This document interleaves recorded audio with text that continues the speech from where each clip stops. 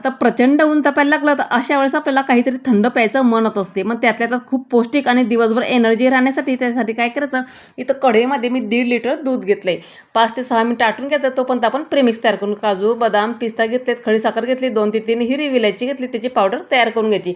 आता हे जे प्रीमिक्स आहे ना, तुम्ही 2 ते 3 महिने सहज फ्रीजमध्ये स्टोअर करून ठेवू शकता. एका वाटीमध्ये दूध बाजूला काढलं, 1 चमच्यावर त्यात 1 वाटी मिल्क पावडर ॲड केली आणि मिक्स करून दुधामध्ये घालून घेतली. त्यांना दाटसरपणाही आपल्या दुधाला चांगला येतो. त्यामध्ये आपल्याला केलेलं प्रीमिक्स होतं 2 ते 3 चमचे त्यामध्ये घालून घ्यायचं. पुन्हा आपल्याला 5 ते 7 मिनिटं आटून घ्यायचे.